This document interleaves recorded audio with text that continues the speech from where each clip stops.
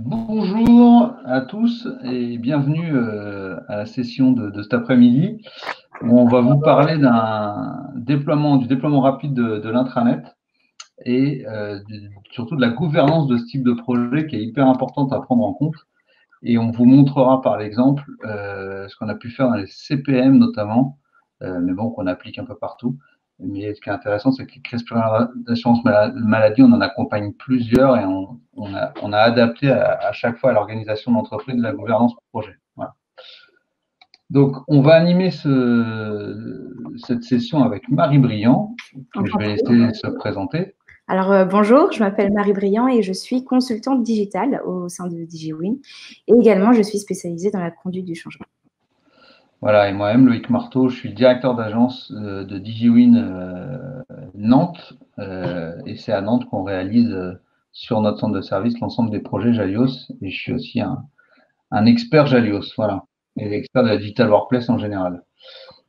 Donc, les objectifs de ces quelques minutes, c'est de vous présenter les différents points abordés lors d'un projet de Digital Workplace.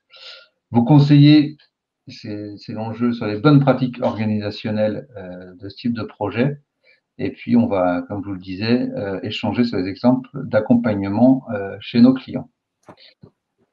Donc, quand on parle de nos clients, voilà, on travaille avec beaucoup de clients, aussi bien dans le public que dans le privé, de toute taille, des grands groupes, la RATP, Indigo, des grandes régions, pas Île-de-France justement, région Pays de la Loire, région du Nord, etc., Hauts-de-France, plusieurs départements, des grandes métropoles, et puis dans des plus petites organisations comme les caisses primaires d'assurance maladie. Voilà. Et on réalise nos projets Jalios dans un délai avant la mise en production de 3 mois pour les plus rapides qui ont une gouvernance efficace, et pour 9 mois en moyenne, on va dire, entre la première prise de contact et la mise en production. Voilà. Donc, DigiWin fait partie du groupe TRSB. Le groupe TRSB, c'est 50 millions de chiffre d'affaires et 600 personnes. Et nous, DigiWin, l'agence digitale du groupe, on est 120 collaborateurs.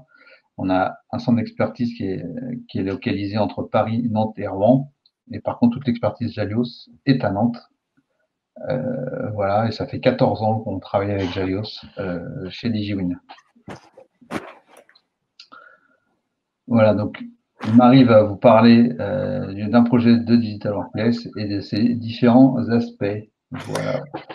Alors, merci. Du coup, je vais vous présenter les différentes étapes d'un projet digital, mais surtout orienté sur la partie organisationnelle et humain. D'abord, pour réaliser un projet digital complet, on réalise différentes phases qui sont complémentaires. Et c'est d'ailleurs les phases qu'on réalise chez nous, chez DigiWin. Alors, pour balayer rapidement ces différentes phases, on a d'abord l'analyse des stratégies. Ça va consister à mieux vous connaître, mieux connaître votre besoin et après vous accompagner pour la suite du projet. Cadrer les besoins en second temps pour identifier donc les besoins qui vont se transformer en fonctionnalités et qui vont être l'image en fait de l'intranet. Il y a différentes façons, table ronde, questionnaire en ligne avec tous les utilisateurs, un groupe d'utilisateurs et bien évidemment l'équipe projet. La conduite du changement, que je ne vais pas aborder sur ce slide-là, mais sur la suite, bien sûr, de notre session. Le graphisme, qui va consister à donner un coup de pinceau, en fait, à l'intranet pour qu'il soit beaucoup plus attrayant, mais également plus fluide à la navigation de l'utilisateur. Par exemple, le fait de mettre des fonctionnalités plus en avant que d'autres. Également, il y a la partie intégration et paramétrage qui est beaucoup plus orientée technique et qui va consister à faire d'interconnecter en fait les différents outils digitaux que vous avez à la plateforme, donc à l'intranet. Mais également, on va se pencher pour savoir comment on va connecter les utilisateurs et également comment on va personnaliser les différentes informations et les différents aspects aux différents profils. Puis, il y a la partie contenu. Un intranet est composé de différents contenus, articles, images, vidéos. Il faudra savoir comment on va les rédiger, à quelle fréquence, qui va les rédiger et où ils vont être placés dans l'intranet, ce qui est donc fortement lié à l'arborescence. Et puis TMA, tierce maintenance applicative, ça va être à la fois une maintenance corrective et une maintenance améliorative. Donc, sur la conduite du changement… Attends, je voudrais juste préciser, donc chez DigiWin, on vous accompagne de bout en bout, c'est-à-dire qu'on a des consultants digitaux qui font les premières étapes, qui sont plus axés sur des besoins fonctionnels, sur la communication. On évite de parler technique à cette étape-là. L'important, c'est que votre besoin soit le plus pur possible sans se focaliser sur une solution cible et qu'on puisse, si vous avez déjà choisi la solution, vous aiguiller pour répondre au maximum aux besoins sans dénaturer le produit. Et si vous n'avez pas encore choisi le produit, pour vous aider à choisir le meilleur produit. On est dans un salon Jalios, donc on parle beaucoup de Jalios, mais il n'y a pas que cet outil-là et on peut vous accompagner sur d'autres outils. Donc, on a chez DigiWin des équipes dédiées à ça, donc des consultants pour le début du projet, un studio pour le graphisme avec un directeur artistique et des designers, et puis tout un centre de service avec des spécialistes solutions, des pôles par solution. Donc, il y a un pôle Jalios avec un directeur projet, des chefs de projet qui sont tous certifiés Jalios et des experts. Voilà, je te laisse continuer, Marie. Du coup, si on voit cette représentation, on pourrait croire que toutes les étapes sont successives et presque pas interconnectées. Et je fais surtout référence en fait à la conduite du changement, où beaucoup de personnes sous-estiment la conduite du changement, l'étape de conduite du changement, et souvent est mal connue. Et du coup, elle peut être mal maîtrisée et mal déployée. Ce qu'on a tendance à penser en fait que la conduite du changement, c'est un peu une tarte à la crème dans les entreprises, alors que non. Et quand on déploie la conduite du changement en tant que tel, en fait, on ne parle pas de conduite du changement. À vrai dire, en fait, la conduite du changement, c'est une philosophie, une façon de réaliser un projet intranet technique, entre guillemets. Donc, c'est ce qu'on va voir par la suite. Et vous allez voir que par la suite, je ne vais pas forcément parler de ce terme conduite du changement, mais je vais parler d'autres notions qui, justement, reflètent cet esprit de conduite du changement. Donc, comment on va se faire? En fait, moi, lorsqu'on réalise un projet digital, il faut penser à l'ensemble en fait, des éléments extrinsèques, mais qui travaillent de pair en fait, avec ce projet digital technique. Donc, il y a la partie projet, la partie intranet, l'outil même, et puis la vie de l'entreprise, qui est donc la culture, l'organisation et le management. Bien évidemment, si on prend le combo de ces 3 points, en fait, on obtient un projet digital complet où on a pensé à tous les aspects pour le bon déploiement. Donc, si on fait les liens entre ces différents pans, entre le projet et l'intranet, le but, c'est d'identifier les vrais besoins terrain. Comme je vous avais dit, les besoins vont être traduits après en fonctionnalité et puis donc vont être l'intranet. Donc, à ce moment-là, pendant le projet, il est très important de récolter les besoins. Puis, entre l'intranet et la vie de l'entreprise, le but, c'est d'apporter une cohérence à l'existence de l'intranet. Tout le monde sait que dans une entreprise, il y a différents flux d'informations, d'échanges, de documents. Et l'intranet, justement, va être le socle de ces flux. Alors, forcément, pour qu'un flux fonctionne dans l'entreprise, il faut aussi que le flux dans l'intranet marche. C'est pourquoi, en fait, il faut qu'il y ait une cohérence. Il faut que ça soit à l'image à la fois des besoins des utilisateurs, mais aussi à l'image de l'organisation et de son mouvement. Puis, un intranet vit. Et on aurait tort de penser qu'un intranet doit vivre seulement par une poignée de personnes, des responsables, par exemple. En fait, l'intranet va vivre comme une organisation vit. Il va y avoir des personnes qui vont être beaucoup plus responsables à l'animation d'un service, donc dans l'intranet, mais également aussi, on va offrir la place aux collaborateurs de pouvoir animer, échanger, remonter de l'information. Bien évidemment, ça va être fait à différentes échelles, mais il sera important de définir justement cette animation et la place qu'on offre à nos collaborateurs. Entre le projet et la vie de l'entreprise, comme j'avais dit tout à l'heure, il faut rendre acteurs les collaborateurs, à la fois pour récolter les besoins terrain en termes techniques, fonctionnels, mais également aussi pour récolter leurs besoins en termes de freins, opportunités et d'accompagnement. Le but et l'objectif de les impliquer, ça va permettre déjà de les séduire, en fait, parce qu'on va les écouter, on va les entendre, on va les appliquer. Et ça va justement favoriser l'adoption du projet. Pour la suite, mieux accompagner nos collaborateurs dans ce renouveau. Alors, si on ne prend pas en compte ces différents aspects et en isolant seulement en fait le projet, on a différents risques. Au niveau du projet, en fait, il peut aller dans tous les sens. Pourquoi? Parce que en fait, une gouvernance peut être mal définie, parce qu'on va avoir une équipe projet trop nombreuse. Les responsabilités aussi sont mal définies. Du coup, il va y avoir un temps de latence en fait sur la prise de décision et avec de nombreux allers-retours. Du coup, en fait, si on fait mal le projet, les besoins sont mal récoltés et l'intranet sera in fine mauvais. Et ce qui va provoquer gaspillage de temps, d'argent, mais également de motivation et de légitimité à la fois face au projet et face à l'outil même. Concernant l'intranet, on a des fortes chances que l'intranet soit pas peu utilisé, voire mal utilisé.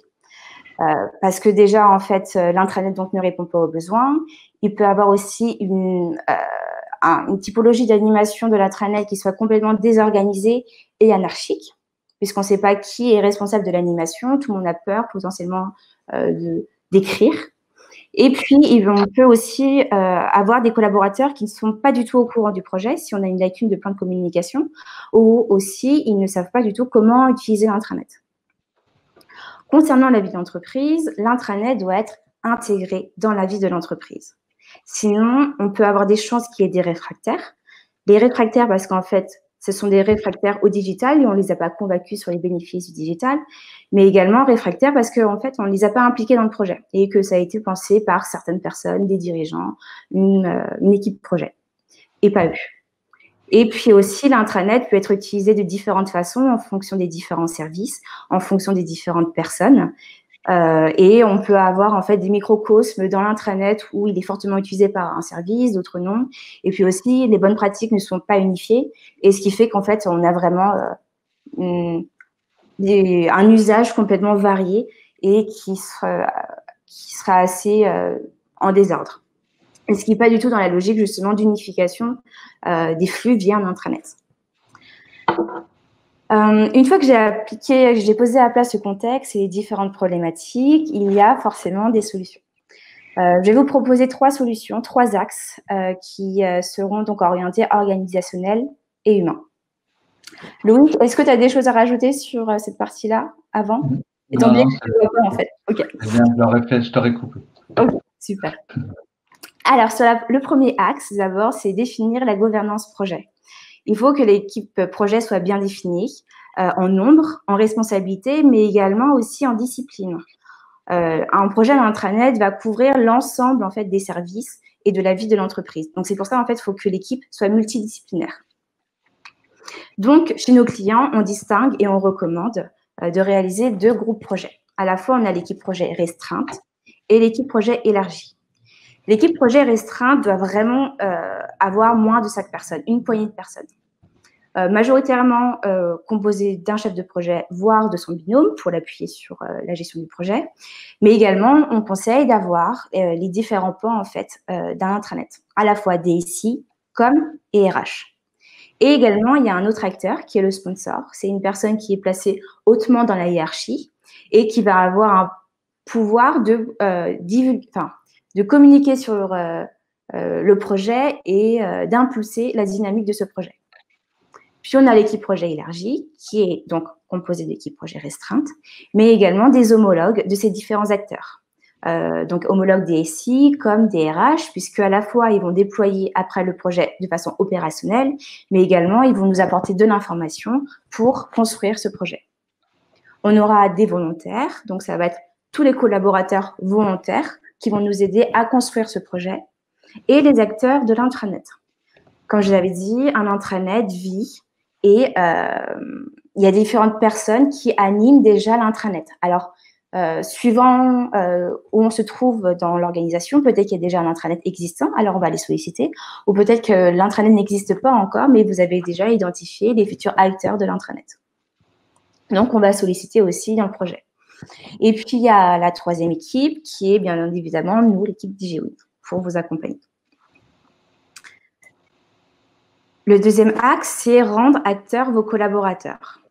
à la fois sur la conception de l'outil, la conception de la stratégie, mais également jusqu'à l'animation de l'outil et l'animation de la stratégie.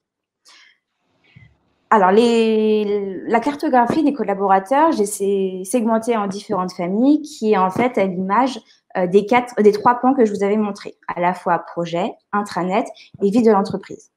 Alors, on voit les acteurs projet et les acteurs de la conduite du changement. On va avoir également la hiérarchie, les acteurs de l'intranet et bien évidemment les utilisateurs finaux. Dans les acteurs projet et de la conduite du changement, on a donc le sponsor qui va incarner le projet.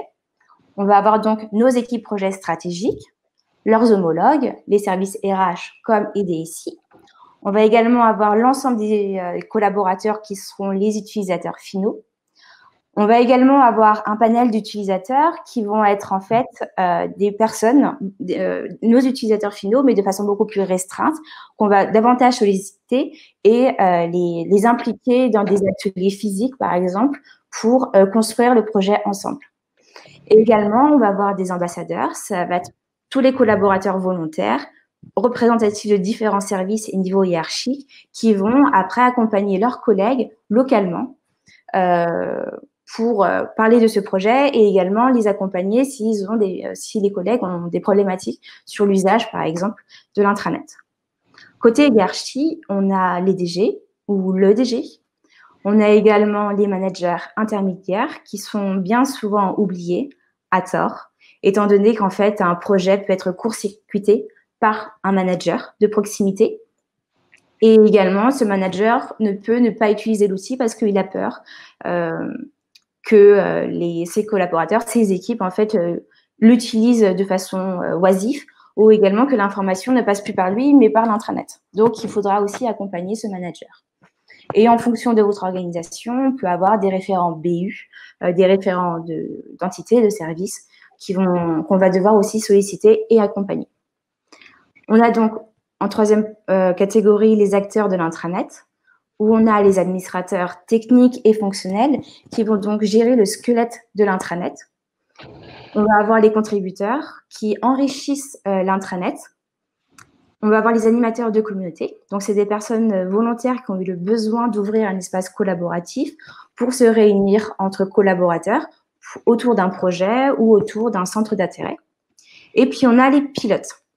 Alors, en fonction du découpage de votre projet, on vous conseille d'avoir un groupe pilote. En fait, eux, ils vont avoir un double rôle. C'est qu'ils vont utiliser l'outil avant le déploiement officiel aux yeux des utilisateurs, à la fois pour tester l'outil et résoudre certaines anomalies, et également aussi pour l'utiliser tous les jours et capitaliser sur les bonnes pratiques et sur les bénéfices que ça leur a apporté. Et donc, ça va enrichir notre message de communication. Et il y a bien sûr nos utilisateurs finaux qui sont internes à votre organisation, mais qui peuvent être aussi externes, par exemple pour des prestataires, des partenaires. Si vous appartenez à un autre groupe, pourquoi pas à un autre service d'une autre entité de ce groupe. Donc, en prenant en compte en fait ces différentes familles, on va les solliciter de façon différente. On va les accompagner aussi de façon différente. On va communiquer avec eux de façon différente. Alors, bien évidemment, il va y avoir un message commun, mais on va personnaliser aussi le projet en fonction de leur intérêt à eux dans ce projet. Et puis, il en est de même pour la formation. Pour le troisième axe, ça sera identifier les besoins et la réalité terrain, à la fois pour qu'on ait un écosystème intégré, personnalisable et à l'image de nos collaborateurs. Donc, on va faire une approche collaborative. Donc, comme je vous avais dit, ça va permettre de les solliciter et de pas seulement avoir des besoins récoltés que par un groupe projet seulement ou par des patrons. Déjà, si on les implique, ils vont être contents, en fait, impliqués, ils vont se sentir écoutés, valorisés. Et en plus de les impliquer dans ces projets, c'est qu'on va avoir une démarche 12-heures-centrique. C'est-à-dire qu'en fait, on va mettre le collaborateur au centre de l'usage de l'intranet. Et c'est-à-dire qu'on va les solliciter pour savoir, en fait, quel est leur quotidien. Quelles sont les tâches de la journée, en fait, dès le matin, midi et soir. Comment ils vont échanger, avec qui ils ont besoin de partager un document. S'ils ont un process de validation avec différents services. Donc, on va vraiment se mettre à la place de l'utilisateur, donc de collaborateurs, et on va après agencer tous les besoins des collaborateurs et créer en fait une organisation, un flux cohérent pour tout le monde. De plus de les impliquer, on va donc réaliser un outil à l'image de leurs besoins, ce qui va faciliter la culturation et l'engagement. Par ailleurs, le fait d'avoir aussi une approche collaborative en les appliquant, on va déjà amorcer la conduite du changement. Et c'est là en fait où je disais, quand on fait la conduite du changement, on en fait sans vraiment en faire. C'est plutôt la façon dont on va procéder. Par ailleurs, en faisant ces ateliers collaboratifs, on va recueillir d'autres informations qui sont basement les besoins qui vont être transformés donc en fonctionnalités, mais aussi des besoins informels, orientés, qu'est-ce qu'on les freins, quelles sont les opportunités, quelles sont les envies. Et ça va nous permettre après de construire une future stratégie d'accompagnement. Donc, ça peut être, par exemple, que mon manager a peur que j'utilise intranet parce qu'il n'a pas confiance en moi. Et bien évidemment, en fait, on va dire au manager, en gros, qu'il faut laisser de l'autonomie et de la confiance. Et en laissant de la confiance et de l'autonomie, le manager va justement gagner beaucoup plus de temps. Il ne va plus passer son temps à contrôler, mais réaliser les vraies tâches en fait de son quotidien. Et grâce à l'outil, mieux coordonner son équipe et le planning. Marie, on a une question qui est dans la continuité là. Comment choisir ses ambassadeurs et le panel d'utilisateurs? Vas-y. Alors, les ambassadeurs, en fait, il y en a certains naturellement qui vont être identifiés parce qu'en fait, c'est du relationnel. On sait qui est motivé pour le faire. Mais également, en amont, au début de projet, on peut réaliser soit une enquête en ligne où on demande justement quels sont les besoins, quel est votre quotidien et qui est motivé à la fois pour représenter, en fait, pour nous accompagner dans ces ateliers constructifs et qui sera motivé pour devenir nos futurs ambassadeurs. Alors, ça peut être un questionnaire en ligne, ça peut être ou un événement physique, par exemple à la cafétéria, lors d'un séminaire. Voilà, c'est vraiment du relationnel et puis à travers des enquêtes et ou des événements physiques. Merci. Il nous reste 3 minutes, Marie. 3 minutes, parfait. Alors, parce que c'est la conclusion.